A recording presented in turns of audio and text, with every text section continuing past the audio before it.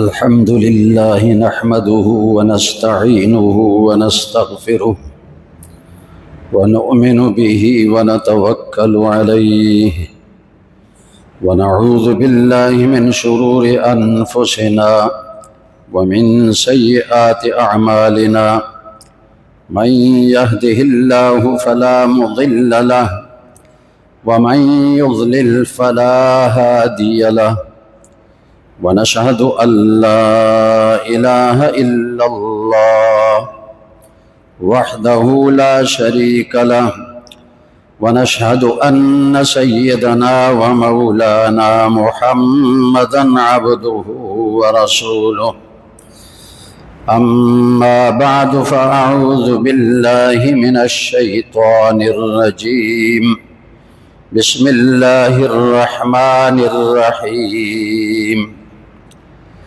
إن الذين يؤذون الله ورسوله لعنهم الله في الدنيا والآخرة وأعد لهم عذابا مهينا صدق الله العظيم اللهم صل على محمد وعلى آل محمد كما صليت على إبراهيم وعلى آل إبراهيم إنك حميد مجيد وقال النبي صلى الله عليه وسلم لا يؤمن أحدكم حتى أكون أحب إليه من والده وولده والناس أجمعين أو كما قال عليه الصلاة والسلام۔ قابل صد احترام سامعین گرامی قدر، سورۃ الاحزاب کی ایک آیت کی تلاوت آپ کے سامنے کی ہے۔ سورۃ الاحزاب میں جہاد کے احکام بھی اللہ نے بیان فرمائے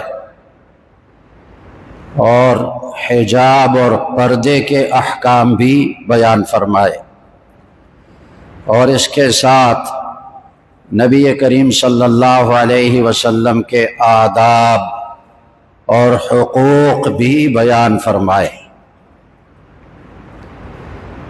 جو آیت میں نے پڑھی ہے، اللہ جل شانہ فرماتے ہیں بے شک جو لوگ اللہ اور اس کے رسول کو ایذا دیتے ہیں، تکلیف پہنچاتے ہیں، ان پر اللہ کی لعنت ہے دنیا اور آخرت میں، اور اللہ نے ان کے لیے رسوا کرنے والا عذاب تیار کیا ہے۔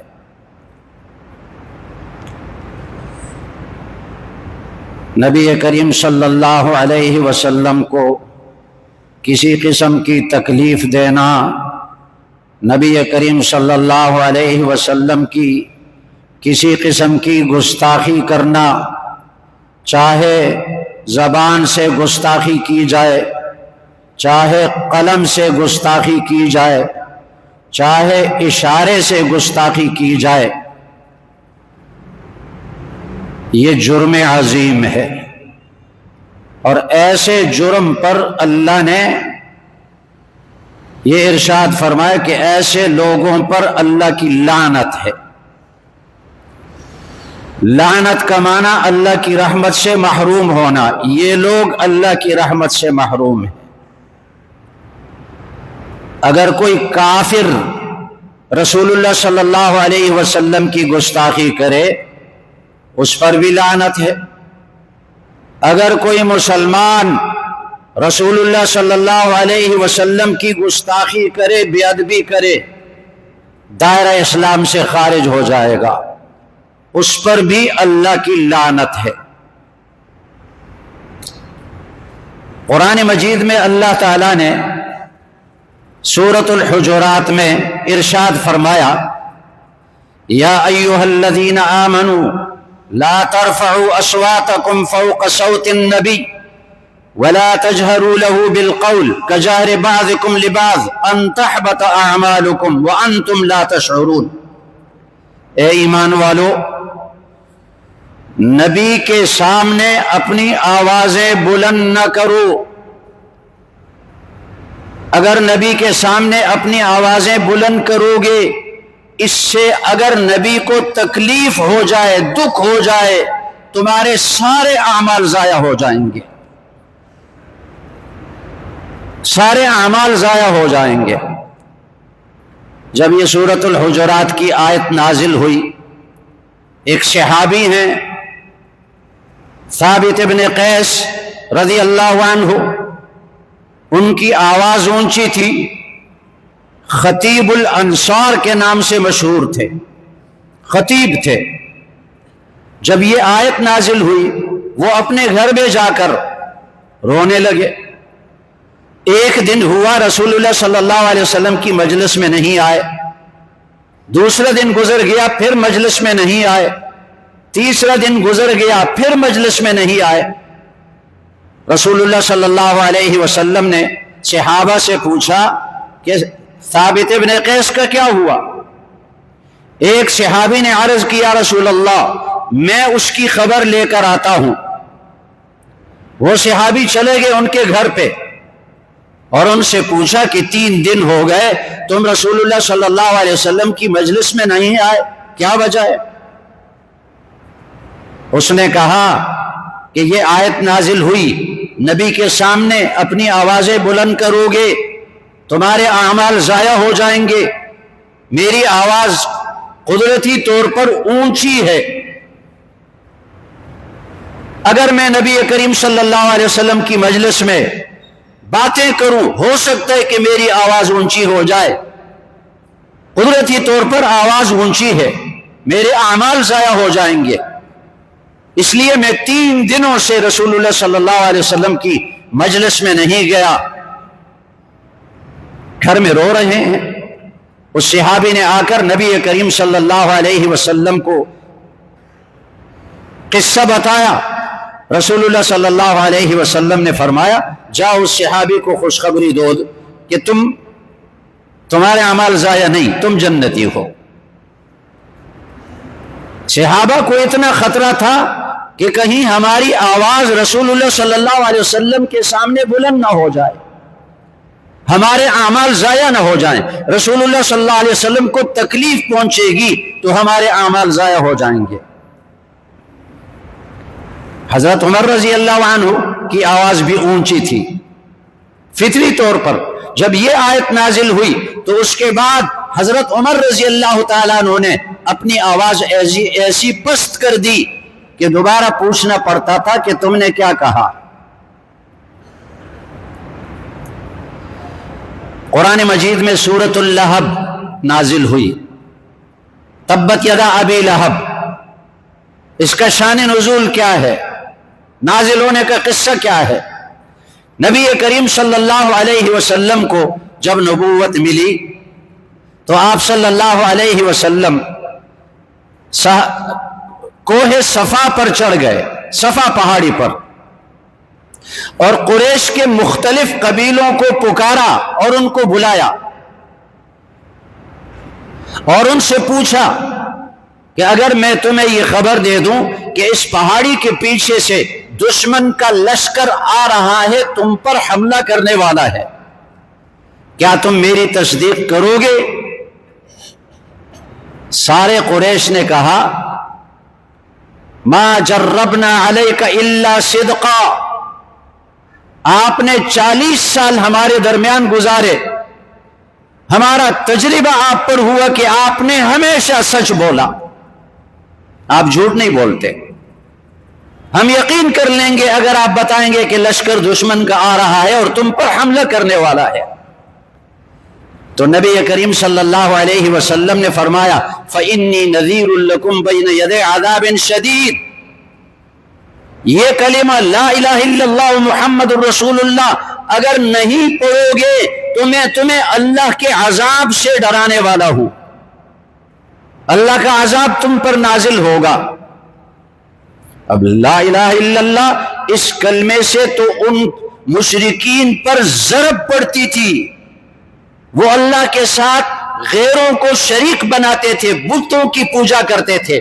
لا الہ الا اللہ کا معنی یہ ہے اللہ کے سوا کوئی معبود نہیں ہے۔ جب یہ کلمہ سنا تو ابو لہب جو نبی کریم صلی اللہ علیہ وسلم کا چچا ہے، اس نے پتھر اٹھایا اور یوں نبی کریم صلی اللہ علیہ وسلم کی طرف پھینکا اور زبان سے یہ کلمات کہے، تبا لک سائر الیوم الہذا جمعتنا، تیرے لیے پورا دن ہلاکت ہو، تو نے ہمیں اس مقصد کے لیے جمع کیا۔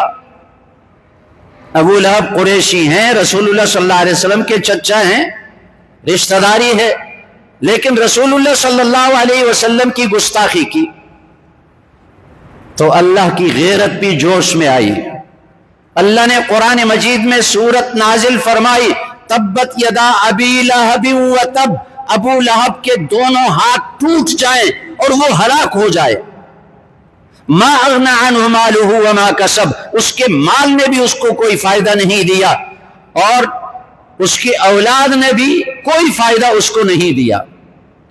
سیصلی نارا ذات لہب، وہ شعلے مارتی ہوئی آگ میں داخل ہوگا۔ اللہ تعالیٰ نے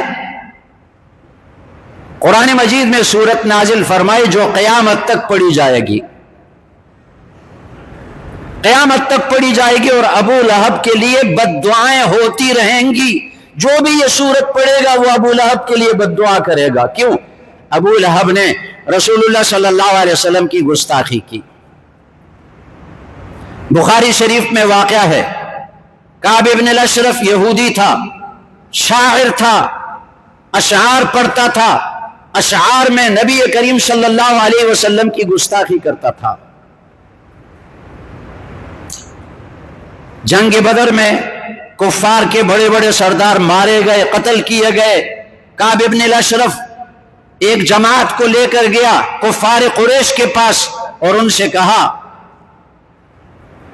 کہ تم تیاری کرو، ہم بھی تمہارا ساتھ دیں گے، مسلمانوں کے خلاف لڑو۔ اور ان کے مردوں کے مرثیے پڑھنے لگا اشعار میں۔ تو اس نے نبی کریم صلی اللہ علیہ وسلم کو ایذا پہنچائی، تکلیف دی، اشعار میں تکلیف دی۔ نبی کریم صلی اللہ علیہ وسلم نے فرمایا، من لکعب ابن الاشرف، کعب ابن الاشرف کو کون قتل کرے گا؟ کون ذمہ داری لیتا ہے کہ اس کو قتل کرے؟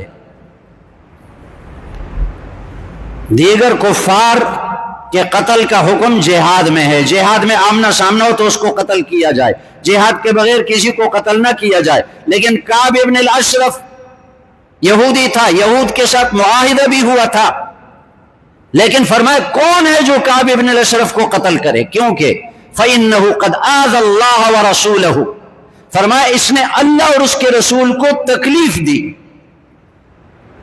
اس آیت میں ان الذین یؤذون اللہ ورسولہ لعنہم اللہ، جو اللہ اور رسول کو تکلیف دیتے ہیں اللہ کی لعنت ہے ان پر دنیا اور آخرت میں۔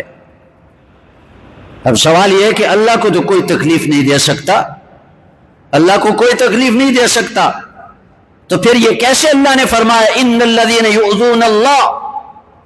تو اس کا جواب یہ ہے کہ جو اللہ کے نبی کو تکلیف دیتا ہے اللہ اس پر ناراض ہوتا ہے، یہ ایسا ہے گویا کہ یہ بدبخت اللہ کو تکلیف دینے کی کوشش کرتا ہے، اس پر تو لعنت ہوگی۔ محمد ابن مسلمہ رضی اللہ عنہ نے عرض کیا رسول اللہ آپ کعب ابن الاشرف کو قتل کرنا چاہتے ہیں؟ فرمایا ہاں۔ اپنے ساتھ دو اور ساتھیوں کو لے کر گیا، لیکن رسول اللہ صلی اللہ علیہ وسلم سے عرض کیا رسول اللہ میں کعب ابن الاشرف کو مانوس کرنے کے لیے تاکہ میرے ساتھ اس کا تعلق پیدا ہو جائے، میں ایسے کلمات کہوں گا جس کا ظاہری معنی کچھ اور ہو اور باطنی اندرونی مطلب کچھ اور ہو۔ بظاہر رسول اللہ صلی اللہ علیہ وسلم کی بے ادبی ہو، وہ بے ادبی کا پہلو سمجھے کعب ابن الاشرف تو مجھ سے مانوس ہو جائے گا، لیکن میں اس کا دوسرا مطلب مراد لوں گا جس میں بے ادبی نہیں ہے، آپ اجازت دیں۔ رسول اللہ صلی اللہ علیہ وسلم نے اجازت دے دی۔ چنانچہ یہ تینوں چلے گئے. کعب ابن الاشرف اپنے قلعے میں تھا، بہت بڑا قلعہ تھا، اس کو بلایا، نیچے اترا، اور محمد ابن مسلمہ رضی اللہ عنہ کہنے لگے کہ یہ جو آدمی ہے اس نے ہمیں مشقت میں ڈال دیا، ہم سے زکوٰۃ مانگی. اب اس کا ظاہری معنی تو یہ جس سے کعب ابن الاشرف خوش ہوگا، یہ جو آدمی ہے نا اس نے ہم سے زکوٰۃ مانگی، ہمیں مشقت میں ڈال دیا. خوش ہوگا کہ مسلمان تنگ آ گئے اس نبی سے. لیکن اس کا اندرونی معنی کیا ہے؟ یہ اونچے شان والے آدمی ہیں، بڑی شان والے آدمی ہیں، اللہ کے احکامات لے کر آئے، اللہ کے احکامات میں سے ایک حکم زکوٰۃ کا ہے اور اس نے ہم سے زکوٰۃ مانگی ہے. اس میں کوئی بے ادبی نہیں ہے. ظاہری طور پر چونکہ بے ادبی کا پہلو تھا تو اس صحابی نے رسول اللہ صلی اللہ علیہ وسلم سے اجازت طلب کی، آپ کی اجازت ہو تو یہ کلمہ میں کہہ دوں. کعب ابن الاشرف خوش ہو گیا کہ مسلمان تو تنگ آ گئے. کعب ابن الاشرف کہنے لگا ہاں تم اور بھی تنگ آ جاؤ گے اس سے. تو صحابی کہنے لگے ہم نے ان کے ساتھ معاہدہ کیا ہے، اب ہم چونکہ اونچی نسل والے ہیں، بڑے خاندان والے ہیں، جب معاہدہ کیا اب اس کو توڑ نہیں سکتے یہاں تک کہ اس کا انجام ظاہر ہو جائے. انجام کیا ظاہر ہو؟ کعب ابن الاشرف نے یہ سمجھا انجام یہ ہے کہ یہ ختم ہو جائے گا، لیکن صحابی نے یہ سمجھا انجام یہ ہوگا کہ پوری دنیا پر ان کا غلبہ ہوگا. تو صحابی کہنے لگے آپ ہمیں کچھ غلہ قرض دے دیں، ادھار دے دیں تاکہ ہم زکوٰۃ ادا کریں. کعب ابن الاشرف خبیث تو تھا، کہنے لگا میرے پاس تم گروی رکھو، کوئی چیز رہن رکھو، میں تمہیں قرض دوں گا، رہن رکھو. صحابی نے پوچھا کیا رہن رکھیں؟ کہنے لگا اپنی عورتیں میرے پاس رہن رکھو. صحابی نے فرمایا آپ خوبصورت آدمی ہیں اور ہماری عورتیں آپ کے پاس اگر ہم رہن رکھ دیں تو فتنے میں پڑ جائیں گی، فریفتہ ہو جائیں گی. پھر کعب ابن الاشرف کہنے لگا اپنے بچوں کو میرے پاس رہن رکھو. صحابی نے فرمایا کہ ہم اپنے بچوں کو رہن نہیں رکھ سکتے، اس لیے کہ جب یہ بڑے ہو جائیں گے لوگ ان کو تانا دیں گے کہ تم تو اتنے غلے کے بدلے رہن رکھے گئے تھے، گروی رکھے گئے تھے، بدنامی ہوگی ہمارے بچوں کی. صحابی نے فرمایا ہم آپ کے پاس اسلحہ رہن رکھیں گے. یہ سوچ اللہ نے ڈال دی کیونکہ اسلحہ تو لے کر آنا ہے قتل کرنے کے لیے. ہم آپ کے پاس اسلحہ گروی رکھیں گے. کعب ابن الاشرف کہنے لگا ٹھیک ہے، ایک دن کا وعدہ کیا فلاں تاریخ کو ہم آئیں گے. یہ تینوں صحابہ نکلے اور اسلحہ لے کر گئے. رات کا وقت تھا. کعب ابن الاشرف کو بلایا، آواز دی. کعب ابن الاشرف دروازہ کھول کر نیچے اترنے لگا تو بیوی نے کہا کہاں جا رہے ہو؟ رات کا وقت ہے، یہ آوازیں ایسی ہیں مجھے ان آوازوں سے خون کی بو آ رہی ہے.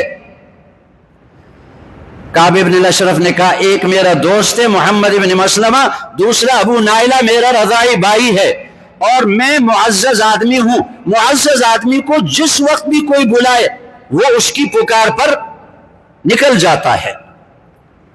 جب نیچے نکلا کعب ابن الاشرف، بڑی بڑی زلفیں رکھی ہوئی تھی، خوشبو اس سے پھیل رہی تھی.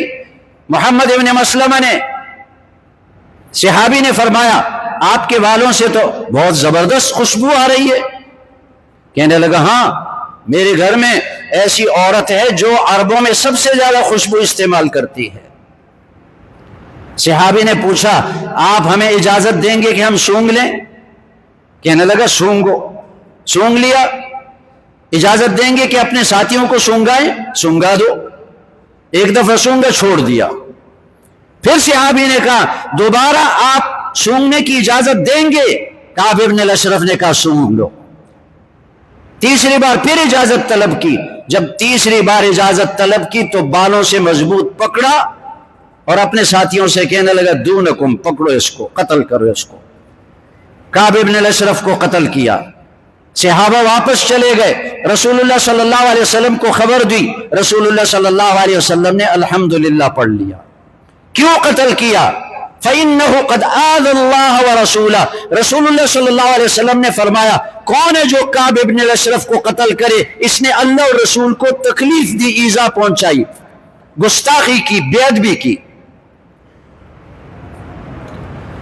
اور رسول اللہ صلی اللہ علیہ وسلم کی بے ادبی کرنا، گستاخی کرنا، یہ کتنا بڑا جرم ہے۔ ابو بکر صدیق رضی اللہ تعالیٰ عنہ انتہائی نرم دل، نرم مزاج والے تھے۔ رسول اللہ صلی اللہ علیہ وسلم نے خود ان کی شان میں فرمایا ارحم امتی بامتی ابو بکر، میری امت پر سب سے زیادہ رحم دل، نرمی کرنے والے ابو بکر ہیں۔ جب گھر سے نکلتے مسجد کی طرف جاتے بچے ان کے ساتھ لپک جاتے، اتنے نرم مزاج والے تھے۔ لیکن واقعہ کیا ہوا؟ بخاری شریف میں واقعہ ہے، ایک یہودی اور ایک مسلمان کا آپس میں کچھ اختلاف ہوا۔ مسلمان نے کہا والذی اصطفیٰ محمدا علی العالمین، قسم ہے اس اللہ کی جس نے محمد صلی اللہ علیہ وسلم کو سب سے افضل بنایا۔ اس یہودی نے کہا والذی اصطفیٰ موسیٰ علی العالمین، قسم ہے اس اللہ کی جس نے موسیٰ علیہ السلام کو سارے جہان والوں سے افضل بنایا۔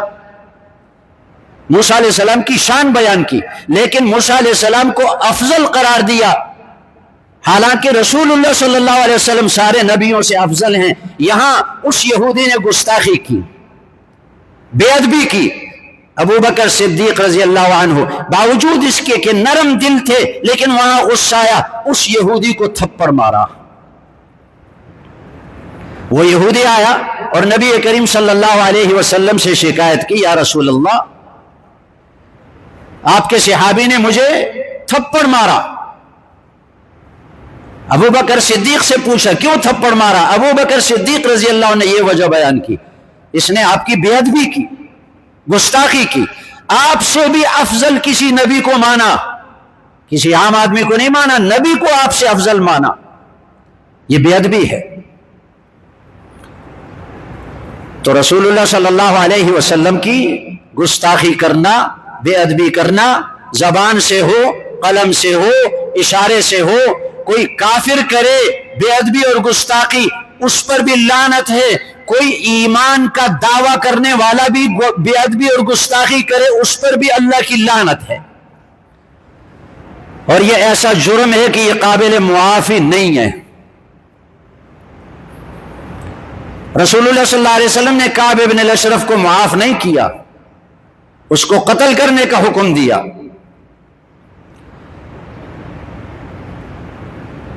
مسلمانوں میں اگر اتنی بھی غیرت نہ ہو تو پھر یہ کس درجے کے مسلمان ہیں؟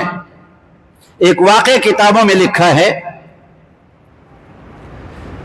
کہ ایک ظالم بادشاہ تھا، بے دین بادشاہ عیسائی، اور اس نے بغداد پہ حملہ کیا، وہاں اس کی حکومت بنی، مسلمانوں کو قتل کیا، قرآن مجید اور دینی کتابوں کے نسخے جلا دیے اور دریا میں پھینک دیے، اور پھر جشن منانے لگے اور اپنے پادریوں کو جمع کیا تاکہ جشن منائے، خوشی منائے۔ تو ایک پادری کھڑا ہوا اور تقریر کرنے لگا، اس نے رسول اللہ صلی اللہ علیہ وسلم کی شان میں گستاخی کی۔ ایک سپاہی کا کتا تھا، وہ کتا اس کی طرف بھونکنے لگا اور اپنی زنجیر کو توڑنے کی کوشش کر کے اس کے طرف آنے لگا۔ وہ پادری چپ ہو گیا، کتا بھی خاموش۔ اس نے پھر بات شروع کی، پھر کتا بھونکنے لگا اور اس کی طرف آنے لگا۔ لوگوں نے اس سے کہا کہ تم محمد صلی اللہ علیہ وسلم کی گستاخی کرتے ہو، یہ کتا اس لیے تمہارے پاس آنے کی کوشش کرتا ہے۔ اس نے کہا نہیں، میں کتے کی طرف اشارہ کرتا ہوں اس لیے یہ مجھ پر غصہ ہے۔ آخر تیسری بار جب اس نے بے ادبی شروع کی رسول اللہ صلی اللہ علیہ وسلم کی، کتے نے زنجیر توڑ دی اور آ کر اس کو گلے سے پکڑ لیا۔ قرآن حدیث پاک میں ہے، نبی کریم صلی اللہ علیہ وسلم نے فرمایا لا يؤمن احدكم حتى اكون احب اليه من والده وولده والناس اجمعین۔ فرمایا کہ تم میں سے اس وقت تک کوئی آدمی مسلمان نہیں ہو سکتا، مومن نہیں ہو سکتا، جب تک کہ میرے ساتھ اس کی محبت اپنے والدین، اپنی اولاد، اپنی جان اور تمام انسانوں سے زیادہ نہ ہو۔ مومن کب بن سکتا ہے؟ جبکہ اس کے دل میں رسول اللہ صلی اللہ علیہ وسلم کے ساتھ محبت والدین سے بھی زیادہ ہو، اولاد سے بھی زیادہ ہو، اپنی جان سے بھی زیادہ ہو، تمام انسانوں سے زیادہ ہو۔ قرآن مجید میں اللہ تعالیٰ نے 8 چیزیں بیان فرمائی ہیں جن کے ساتھ انسان کو فطری طور پر محبت ہوتی ہے، طبعی طور پر محبت ہوتی ہے۔ آباؤکم باپ، ابناؤکم بیٹے، ازواجکم بیویاں، اخوانکم بھائی، عشیرتکم قبیلہ کنبہ، اموال اقترفتموہا مال جو تم نے کمایا، تجارت تخشون کسادہا جو تجارت تم نے شروع کی، مساکن ترضونہا جو محل جو مکان تم نے بنایا۔ یہ 8 چیزیں ان کے ساتھ انسان کی فطری طور پر محبت ہوتی ہے۔ تو اللہ نے فرمایا احب الیکم من اللہ ورسولہ وجہاد فی سبیلہ فتربصوا حتی یأتی اللہ بامرہ۔ اگر ان 8 چیزوں کے ساتھ تمہاری محبت اللہ اور رسول کی محبت سے زیادہ ہو، انتظار کرو، اللہ کا عذاب آئے گا۔ تو رسول اللہ صلی اللہ علیہ وسلم سے محبت سب سے زیادہ ہونی چاہیے، یہ ایمانی صفت ہے۔ اور اسی صفت کا تقاضا یہ ہے کہ اگر کوئی شخص رسول اللہ صلی اللہ علیہ وسلم کی بے ادبی کرے، گستاخی کرے، تو مسلمان کو اس پر غصہ بھی ہونا چاہیے۔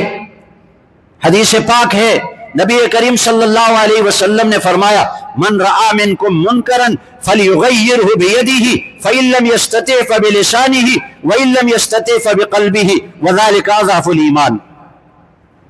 تم میں سے اگر کوئی منکر دیکھے، منکر یعنی گناہ والا کام، کوئی گناہ والا کام دیکھے، پہلا درجہ ایمان کا یہ ہے فَلْيُغَيِّرْهُ بِيَدِهِ، اپنے ہاتھ سے اگر طاقت رکھے تو اس منکر کو روکے، ختم کرنے کی کوشش کرے۔ اور اگر اتنی طاقت نہیں ہے، اس سے دوسرا درجہ، اس سے کم درجہ إِن لَمْ يَسْتَطِعْ فَبِلِسَانِهِ، زبان سے تو کہہ دے کہ یہ غلط کام ہے، یہ ناجائز کام ہے، اور جس نے یہ غلط کام کیا اس کو سزا دینی چاہیے، زبان سے تو کہنا چاہیے۔ وَإِن لَمْ يَسْتَطِعْ، اگر زبان سے بھی نہیں کہہ سکتا، فَبِقَلْبِهِ، اپنے دل سے اس کو برا سمجھے، وَذَلِكَ أَضْعَفُ الْإِيمَانِ، یہ تیسرا درجہ کمزور ترین ایمان ہے۔ اور ایک روایت میں یہ ہے وَلَيْسَ وَرَاءَ ذَلِكَ حَبَّةُ خَرْدَلٍ مِّنَ الْإِيمَانِ، اگر دل سے بھی اس کو برا نہیں سمجھتا، اس کے دل میں رائی کے دانے کے برابر ایمان نہیں ہوگا۔ اب آپ کے علم میں ہے کہ جیو نیوز کوئی چینل ہے، اور 10 محرم کے دن اس نے رسول اللہ صلی اللہ علیہ وسلم اور اہل بیت کے جسمانی خاکے شائع کیے، جسمانی خد و خال شائع کیے، سفر عشق کے نام پر گستاخی کی، رسول اللہ صلی اللہ علیہ وسلم کی بے ادبی کی، گستاخی کی، توہین کی۔ یہ بہت بڑا جرم ہے، اور یہ کوئی غلطی سے یا غلط فہمی سے نہیں ہوا، ایسا نہیں کہ ان سے غلطی ہو گئی، بھول چوک ہو گئی، یہ دانستہ ایک منصوبہ تھا ان کا جو انہوں نے بنایا ہے۔ اب اس پر تو مکمل پابندی لگنی چاہیے، جیو نیوز پر، لیکن حکمران بھی عجیب ہے، پیمرا نے 15 دن کے لیے صرف جیو نیوز کے ٹی وی نشریات معطل کر دیے، بس۔ یہ کون سی سزا ہے؟ آج کل ٹی وی کون دیکھتا ہے؟ وہ جیو نیوز کی ساری خبریں فیس بک پر چلتی ہیں، لوگ اس کو دیکھتے ہیں، یہ کون سی سزا دی؟ ان سزا دینے والوں میں بھی غیرت ایمانی نہیں ہے جو سزا کا اعلان کرتے ہیں۔ ان کو پکڑنا چاہیے، ان کو قید کرنا چاہیے، سزا دینا چاہیے، جان بوجھ کر ایسا کیا تو قتل کرنا چاہیے ان کو۔ یہ کوئی غلطی سے نہیں ہوئے، آپ کے سامنے تاریخ ہے۔ چند سال پہلے ڈنمارک میں انہوں نے رسول اللہ صلی اللہ علیہ وسلم کے خاکے شائع کیے، توہین کی، پوری دنیا میں مسلمانوں نے اس کے خلاف مظاہرے کیے، اس کی مذمت کی، یہ گستاخی کی۔ اگر ڈنمارک والے خاکے شائع کرتے ہیں وہ گستاخی ہے، اور اگر اسلامی ملک پاکستان کے اندر جیو نیوز والے خاکے شائع کرے رسول اللہ صلی اللہ علیہ وسلم کے، کیا یہ گستاخی نہیں ہے؟ اور کیا یہ غلطی ہوئی؟ کوئی غلطی نہیں ہوئی۔ اس خبر کے، ان خاکوں کے شائع کرنے پر انہوں نے بہت بڑی دولت یہود اور نصارہ سے وصول کی ہوگی۔ اب جیو نیوز والے بھی کہتے ہیں ہم نے ان افراد کو معطل کر دی۔ یہ کیا سزا ہے معطل کرنا؟ کوئی سزا نہیں۔ 15 دن کے لیے ٹی وی نشریات معطل کرنا کوئی سزا نہیں، ان افراد کو معطل کرنا کوئی سزا نہیں، اس پورے چینل کو بند کرنا چاہیے، اور مسلمانوں کو اس کے خلاف آواز اٹھانی چاہیے۔ جیسے میں نے حدیث پڑھی کہ اگر کوئی منکر برائی دیکھے ہاتھ سے روکنے کی کوشش کرے، طاقت نہیں رکھتا زبان سے روکنے کی کوشش کرے، اگر دل میں بھی اس کو برا نہ سمجھے تو اس کے اندر رتی برابر ایمان نہیں ہے۔